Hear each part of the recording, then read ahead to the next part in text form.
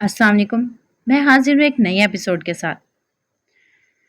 हम नॉवल पढ़ रहे थे माहे मोहब्बत, जिसकी राइटर हैं किरण रफ़ीक। आइए बढ़ते हैं अपने नॉवल की तरफ। Here we go. हानम खुशी से बोल रही थी जब अक्सम इसकी आखिरी बात पर लब भीज गया था।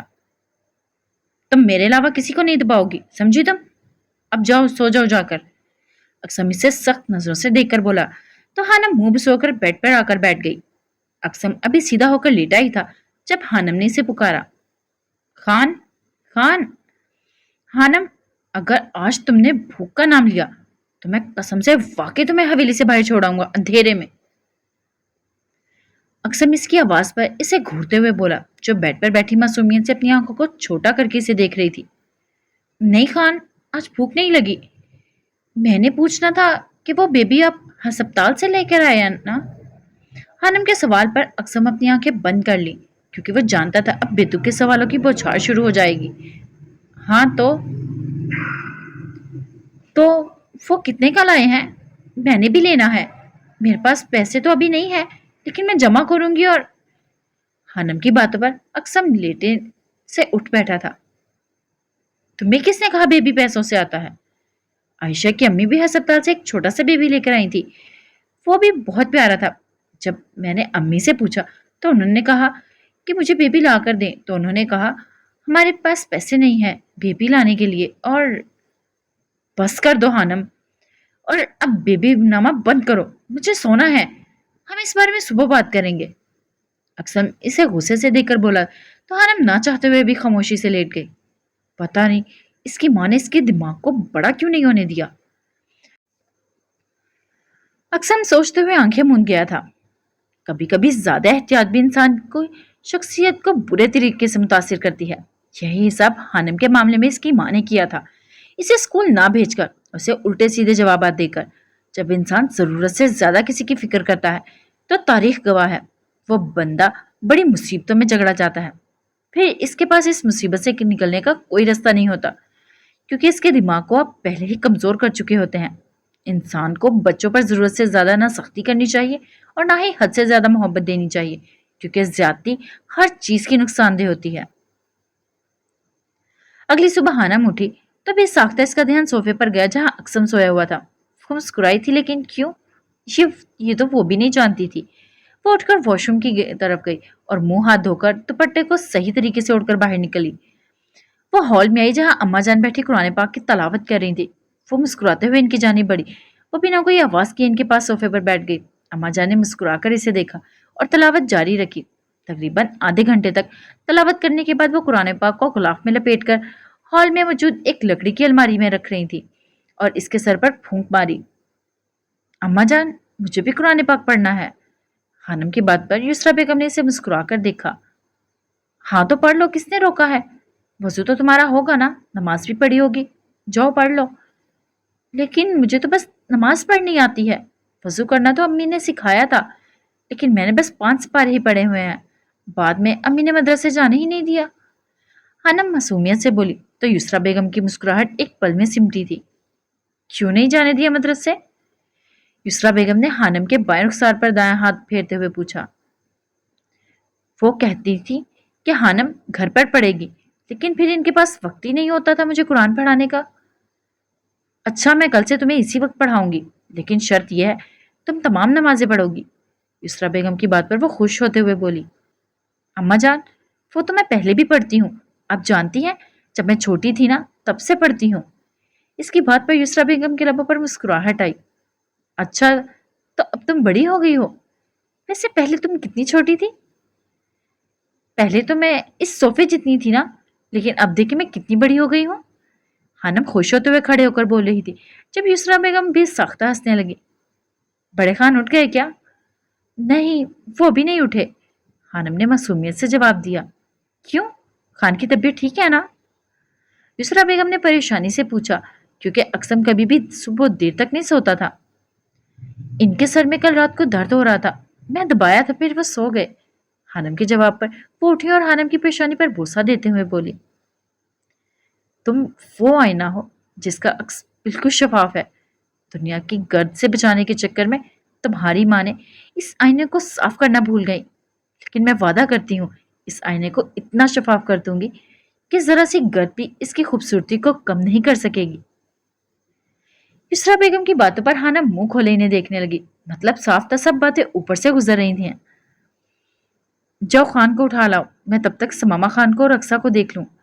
युसरा बेगम की बात पर हाना मुस्कुराते हुए अपने कमरे की तरफ बढ़ गई। हानम कमरे में आई तो अक्सम कमरे में नहीं था। वॉशरूम से पानी गिरने की आवाजें आ रही थी, मतलब वो नहा रहा था। वो बेड पर बैठकर इसका इंतजार करने लगी।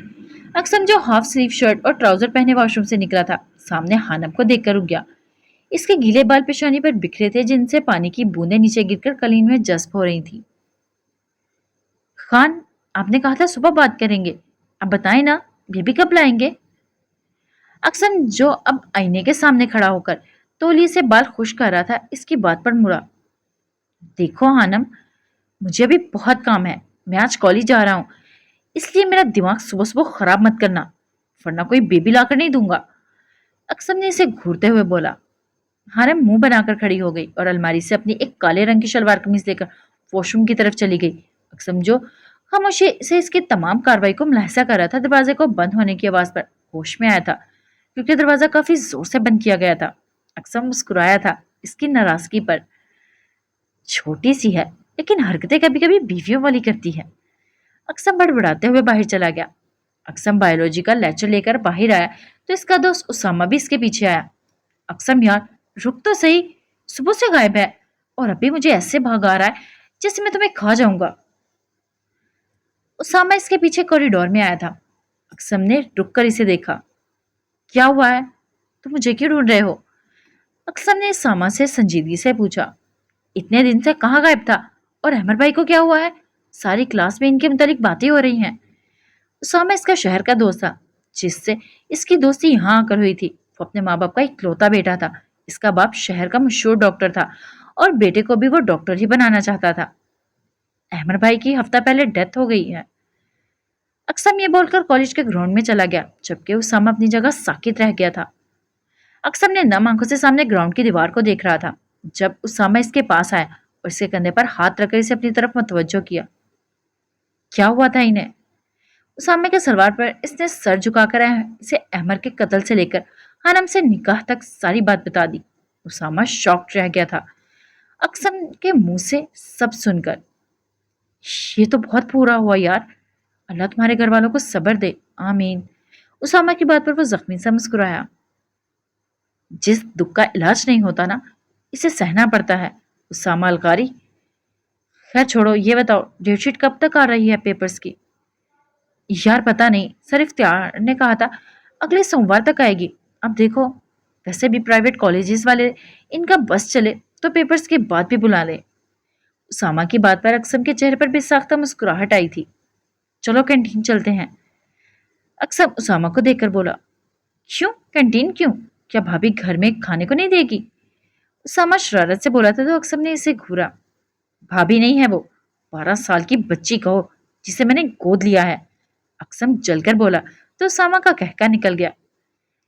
यार वैसे एक दफा तो मैं जरूर मिलूंगा अपनी 12 साल भाभी से। उसामा ये बोलकर वहां से भागा था, क्योंकि अक्सम के तेवर सख्त हो गए थे। कमीने इंसान, मैं तुम्हारी परछाई न इस पर पड़ने दूं, मुलाकात तो दूर की बात है। अक्सम बड़बड़ाते हुए इसके पीछे गया था।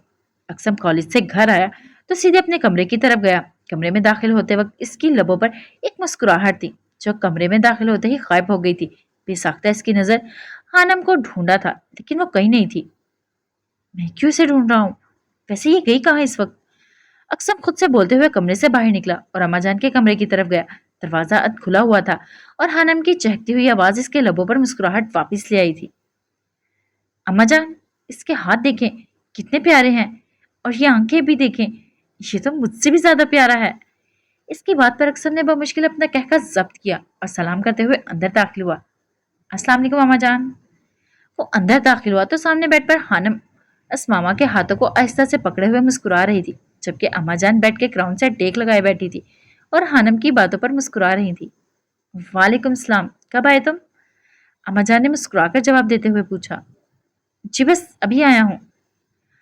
अक्सर जवाब युसरा बेगम को दे रहा था और देख खानम को रहा था, जिसके गुलाबी लबों पर मुस्कुराहट चिपक कर रह गई थी। खाना तो फिर खाया नहीं होगा। रशीदा भी अक्सा के कमरे में है और दूसरी मुलाजिमा के हाथ का तुम खाना खाओगे नहीं तो मैं खुद ही लेकर आती हूँ। युसरा बेगम की बात पर वो इनकी तरफ देखने लगा। नहीं अम्मा जान, मैं बाद में खा लूंगा, आप बैठी रहें। अक्सम ये बोलकर बेड पर नींद दराज हो गया और इनकी गोद में सर रख कर लेट गया। हानम ने एक नजर इसे देखा और फिर बेबी के साथ मसरूफ हो गई। युसरा बेगम ने झुककर इसकी पेशानी पर बोसा दिया था। अम्मा जान, मुझे भी ऐसा बेबी लेना है जिसे हर वक्त मैं अपने पास रख सकूं। हानम की बात पर अक्सम लेटने से उठ बैठा था, जबकि युसरा बेगम ने मुस्कुराते हुए अक्सम को देखा था जो हानम को घूर रहा था। हानम, कभी बेबी के अलावा भी कोई बात कर लिया करो, अक्सम ने दांत पीसते हुए कहा।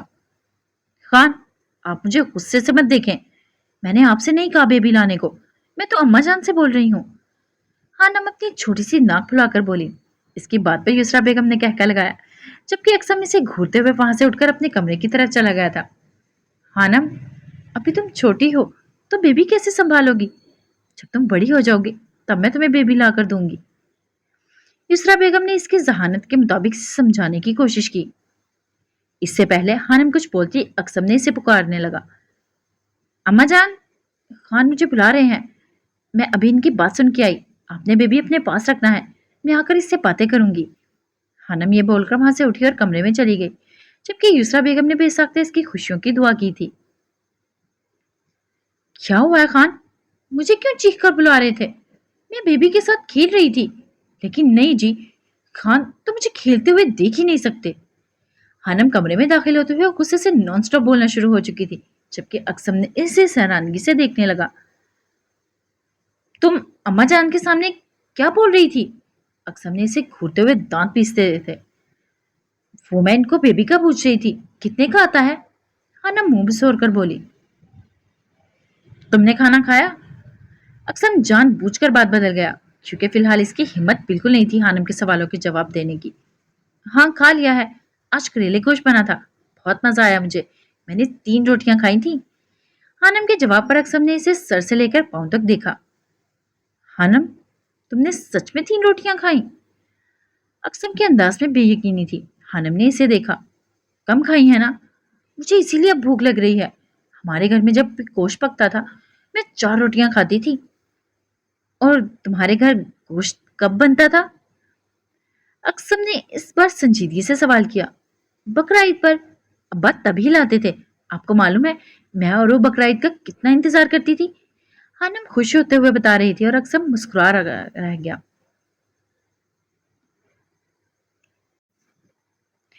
हानम खुश होते हुए बता रही थी और अक्सम मुस्कुरा कर रह गया। तो हानम का ताल्लुक भी गरीब घराने से है, अक्सम सिर्फ सोच ही सका। मेरी पूरी कोशिश होगी कि तुम्हें हर वो चीज ला कर दूं जिसकी तुम ख्वाहिश करो। अक्सम मुस्कुराते हुए बड़बड़ाया तो हानम ना समझी से इसे देखने लगी। खान, आपने कुछ कहा क्या?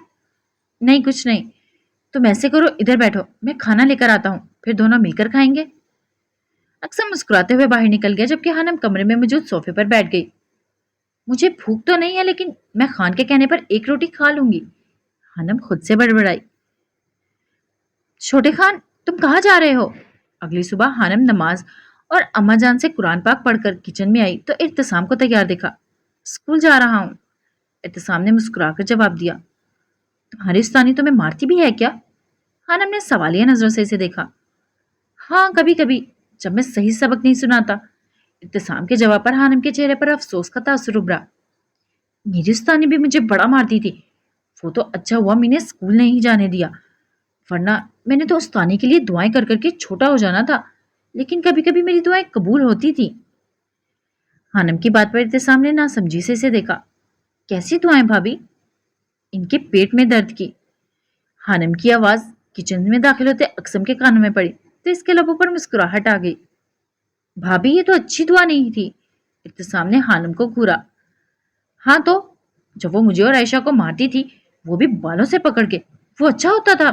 बस सबक ही तो याद नहीं करते थे ना, इतनी सी बात पर भला कौन मारता है? हानम ने जवाब में इसे घूरा। और तुम सबक याद क्यों नहीं करती थी? अक्सम अपनी कुर्सी पर बैठते हुए बोला। जब मैं स्कूल से वापस आती थी, आयशा के घर चली जाती थी। वहां मैं और आयशा इनकी मुर्गियों से पकड़न पकड़ाई खेलती थी। پھر شام کو میں واپس آتی تھی تو ابا کے ساتھ باتیں کرتے ہوئے سو جاتی تھی. میرے پاس وقت ہی نہیں ہوتا تھا سبق یاد کرنے کے لیے. خانم کے تفصیلی جواب پر دونوں بھائیوں نے منہ کھولے اسے دیکھا جو اپنی مصروفیت کے قصے ان کو سنا رہی تھی. میں کرتا ہوں ابا جان سے بات. اقسم اسے گھورتے ہوئے بولا اور اس سے پہلے کہ خانم کچھ بولتی دلاور خان یسرا بیگم کے ہمراہ کچن میں داخل ہوئے جو غالباً اقسم کی آخری بات سن چکے تھے. کس بارے میں بات کرنی ہے خان؟ دلاور خان کی آواز پر اقسم نے انہیں دیکھا جو اب اپنی نشست سنبھال رہے تھے. بابا جان وہ میں سوچ رہا تھا کہ خانم کو لڑکیوں کے اسکول میں داخل کروا دیں. اقسم جانتا تھا کہ ان کا رد عمل سخت ہو گئے اسی لیے نظریں جھکا کر مؤدب انداز میں بولا. بڑے خان اب تم ایک ونی میں آئی لڑکی کو پڑھاؤ گے؟ روک تھوکیں گے دلاور خان کے نام پر. دلاور خان کی دھارنما آواز پر خانم کانپ ہی گئی تھی جبکہ ابتسام نے سختی سے آنکھیں بند کر لی تھی. یسرا بیگم نے التجائیہ نظروں سے اقسم کو دیکھا جس کا چہرہ ایک لمحے میں ضبط کے منازل سے طے کرتے ہوئے سرخ ہوا تھا. بابا جان گستاخی معاف لیکن اسے ونی کرنے والے بھی آپ ہی ہیں. اور کن لوگوں کی بات کر رہے ہیں آپ؟ وہ لوگ جو صرف تماشا دیکھتے ہیں. بابا جان لوگوں کی بجائے خدا سے ڈرنا سیکھیں جس کو کل آپ جواب دہ ہوں گے. لوگوں سے ڈرنے کی بجائے خدا سے ڈرے بابا جان. اقسم نے حتی المقدر اپنے لہجے کو نارمل رکھنے کی کوشش کی تھی. تم ہماری رسموں کے خلاف نہیں جا سکتے بڑے خان. دلاور خان کے لہجے میں اب کی بات سختی نہیں تھی لیکن روب اتنا ہی تھا. اگر بات رسموں کی ہے تو خانم میری بیوی ہے, نکاح میں ہے وہ میرے, ذمہ داری ہے وہ میری, اس کی ضرورتوں کا پورا کرنا فرض ہے میرا, اور اگر وہ اپنی ضرورتوں سے انجان ہے تو میں بھی غافل نہیں ہو سکتا. اسے پڑھانا ہے اور وہ اسکول جائے گی. اقسم نے نرمی سے دو ٹوک انداز میں بات کی. باقی سب کبھی دلاور خان کو دیکھ رہے تھے تو کبھی اقسم کو. تو تم اپنے باپ کے حکم کی نافرمانی کرو گے؟ تم اتنے بڑے ہو گئے ہو کہ فیصلے لے سکو؟ دلاور خان کے لہجے میں تکلیف تھی اس بار. اقسم نے انہیں نہیں دیکھا اور اپنی جگہ سے اٹھا, ان کے دائیں ہاتھ کو پکڑ کر اس پر بوسہ دیا. آپ کا حکم سر آنکھوں پر, فیصلہ اب بھی ہمیشہ کی طرح آپ ہی کریں گے. وہ اسکول جائے گی یا نہیں یہ آپ ہی طے کریں گے. میری بیوی ہے وہ, اس کی وکالت فرض ہے مجھ پر. باقی آپ جو فیصلہ ہوگا مجھے منظور ہے. اقسم مسکرا کر بولا تو اس کے الفاظ گوئے دلاور خان کے چہرے پر سکون بکھیر گئے تھے. وہ مطمئن تھے اپنی بیوی کی تربیت پر. ان کی بیوی نے واقعی انہیں اس قابل بنایا تھا کہ وہ سر اٹھا کر سچ کا ساتھ دے سکتے تھے.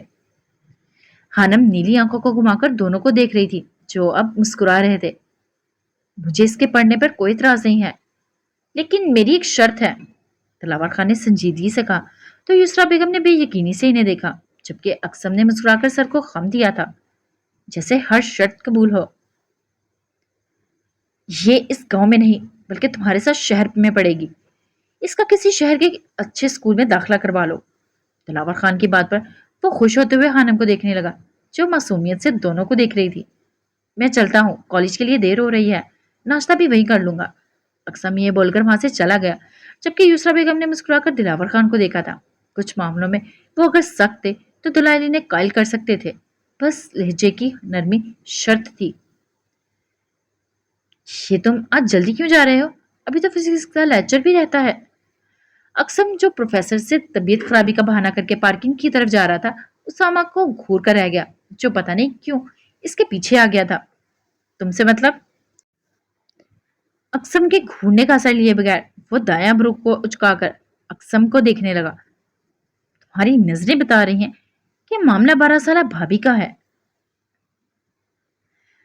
اسامہ کی بات پر اقسم نے ایک گہرا سانس لیا کیونکہ وہ جانتا تھا کچھ بھی ہو جائے وہ سب جانے بغیر تو خود یہاں سے ہلے گا نہیں اور نہ ہی اقسم کو جانے دے گا. کسی اچھے اسکول کا پتہ کرنے جا رہا ہوں کیونکہ تمہاری بھابھی کو داخلہ کروانا ہے. اب مل گیا جواب, تو اب میں جاؤں؟ اقسم نے دانت پیس کر جواب دیا. اس کے جواب پر اسامہ نے بمشکل اپنا کہہ روکا. قسم سے یار کیا قسمت پائی ہے تو نے. اب دیکھو اتنی جلدی شادی ہو گئی, وہ بھی ایک کم عمر لڑکی نئی بچی سے. بہت قسمت والا ہے تو جو بیوی کی خدمت کرنے کا موقع ملا ہے تجھے. ویسے اس میں بھی تیرا ہی فائدہ ہے, روز بیوی کے ساتھ ڈرائیونگ پر جائے گا. اور یار میرے لیے بھی دعا کرو نا. اسامہ شرارت سے بول رہا تھا جب اقسم نے ایک زوردار پنچ اس کے دائیں بازو پر مارا۔ آہ! سالی، مار ڈالا! اسامہ اقسم کو گھورتے ہوئے بولا، میرا وقت ضائع نہیں کر خبیث انسان۔ اچھا نہیں کرتا، بیوی کے آتے ہی دوست کھٹکنے لگے، کیا بات ہے بھائی؟ اچھا ہے، جاؤ جاؤ، اور اب مجھ سے بات تب کرنا جب بھابھی کو اسکول داخل کروا دو گے۔ اسامہ شرارت سے بول کر وہاں سے بھاگ گیا جبکہ اقسم مسکرا کر نفی میں سر ہلانے لگا۔ اتنی چھوٹی بیوی تو اللہ کسی کو نہ دے، اقسم مسکرا کر بڑبڑایا اور پارکنگ کی طرف چلا گیا۔ خانم رشیدہ کو بولو اسماما کو لے کر جائے، اسے شاید بھوک لگی ہے اسی لیے رو رہا ہے۔ خانم جو ابھی یسرا بیگم کے کمرے میں داخل ہوئی تھی، یسرا بیگم نے اسے کہا تھا، جو بیبی کو روتے ہوئے دیکھ کر آگے بڑھی۔ اما جان لائی، میں دے آتی ہوں اقصی آپی کو۔ اس کی بات پر یسرا بیگم مسکرائی اور اسماما کو اس سے پکڑا دیا۔ تم کتنے پیارے ہو بیبی۔ اچھا تو مجھے یہ بتاؤ کہ اسپتال میں اور بیبی بھی ہے نا؟ میں وہاں سے ایک اور بیبی لے آؤں گی۔ ہم باتیں کرتی ہوئی اقصی کے کمرے میں داخل ہوئی۔ اقصی جو رشیدہ کو بھیجنے لگی تھی اسماما کو لینے، خانم کو دیکھ کر اس کی پیشانی پر بل پڑے اور وہ بمشکل اپنے غصے کو ضبط کرتے ہوئے بولی، ادھر لاؤ اسے۔ اقصی اپنے بیڈ کے پاس کھڑی تھی جب خانم نے اسماما خان کو اسے پکڑایا۔ اقصی نے اسے بیڈ پر لٹایا اور خانم کو دیکھنے لگی جو مسکرا کر اسماما کو دیکھ رہی تھی۔ اقصی کو اس کی مسکراہٹ زہر لگی تھی اور آگے بڑھ کر ایک زوردار تھپڑ اس کے دائیں گال پر رسید کیا۔ میرے بیٹے سے دور رہنا ورنہ بہت برا پیش آؤں گی۔ خانم نے نم آنکھوں سے اقصی کو دیکھا۔ دلاور خان جو اسماما سے صبح سے نہیں ملے تھے اب اقصی کے کمرے میں آئے تو سامنے کا نظارہ دیکھ کر انہیں بالکل اچھا نہیں لگا تھا۔ کیا ہو رہا ہے یہاں؟ اس کی باروبدار آواز پر اقصی اور خانم پلٹی تھی۔ خانم نے جلدی سے اپنی آنکھیں صاف کی تھی۔ بابا جان اس سے بول دیں کہ میرے بیٹے سے دور رہے، اقصی غصے سے اونچی آواز میں بولی تھی۔ دلاور خان کو اس کا یہ انداز بالکل پسند نہیں آیا تھا۔ اقصی خان آواز کو اونچا تب کرے جب کرنے کے لیے کہا جائے، اور رہی بات اس لڑکی کے لاڈے خان سے دور رہنے کی تو وہ ہمارا خون ہے، اس لیے ہم فیصلہ کریں گے کہ اس کے نزدیک کون رہے گا اور کون دور رہے گا۔ آئندہ ہاتھ اٹھانے کی غلطی مت کیجیے گا ورنہ مجھ سے برا کوئی نہیں ہوگا۔ دلاور خان کے لفظوں میں ہی نہیں بلکہ لہجے میں بھی سختی تھی۔ اقصی ان کے لہجے کو پہلی بار اپنے سامنے سخت محسوس کر رہی تھی۔ وہ خاموشی سے سر جھکا گئی جبکہ خانم آہستہ سے چلتے ہوئے ان کے قریب آئی اور معصومیت سے بولی، امی کی جب بھی بات نہیں مانتی تھی وہ بھی ایسے ہی مارتی تھی۔ آپ ہی نے کہا تھا میں بیبی سے دور رہوں لیکن میں نے ان کی بات نہیں مانی، میری غلطی ہے، آپ ان پر غصہ نہیں کریں۔ خانم کی بات پر اقصی نے سر اٹھایا اور اس بچی کو دیکھنے لگی جو اپنی معصومیت سے اس کا دفاع کر رہی تھی۔ دلاور خان نے بے ساختہ مسکرائے تھے، مجھے ایسا لگ رہا ہے جیسے اقسم خوش قسمت ثابت ہونے والا ہے۔ یہ بول کر انہوں نے خانم کے سر پر ہاتھ رکھا۔ خانم نے آج میرا دل خوش کر دیا، بولو کیا چاہیے؟ بابا جان مجھے بھی بیبی چاہیے، بالکل اس بیبی جیسا۔ خانم کی فرمائش پر دلاور خان نے بمشکل اپنا کہکا روکا تھا جبکہ اکثر سر جھٹک کر بیڈ پر لیٹے اسماما خان کی طرف متوجہ ہو گئی تھی۔ بڑے خان آتے ہیں تو میں ان سے بات کرتا ہوں، وہ آپ کو بیبی لا کر دیں گے۔ دلاور خان ہنستے ہوئے بولے تو خانم خوشی سے ان کے گلے لگ گئی۔ بابا جان آپ بہت اچھے ہیں۔ خانم کے رد عمل پر دلاور خان مسکرائے تھے، وہ معصوم نہیں تھی، وہ بہت زیادہ معصوم تھی۔ 3 گھنٹے کی تقدو کے بعد اسے ایک سکول ملا تھا جہاں خانم کا داخلہ کروایا جا سکتا تھا۔ جو سکول اس نے خانم کے لیے منتخب کیا تھا، ان کا ماحول، پڑھنے کا طریقہ، اس کی کینٹین، یہاں تک کہ یہ بھی اپنے ذہن میں رکھا تھا کہ وہاں صرف لڑکیاں ہوں۔ شام کو وہ تھک ہار کر واپس آیا تو خانم اسے کمرے میں کہیں نظر نہیں آئی۔ اس نے بے ساختہ خدا کا شکر ادا کیا تھا کیونکہ وہ جانتا تھا اگر وہ کمرے میں ہوئی تو سوالات کی دکان کھول کر بیٹھ جائے گی۔ وہ جلدی سے واش روم سے نکل کر صوفے پر لیٹ گیا اور جلد ہی نیند کی وادی میں گم ہو گیا۔ خانم کمرے میں آئی تو اقسم کو دیکھ کر اسے الجھن لیے خود سے بولی، یہ کب آئے اور مجھے بتایا بھی نہیں؟ خانم میں آ گیا ہوں۔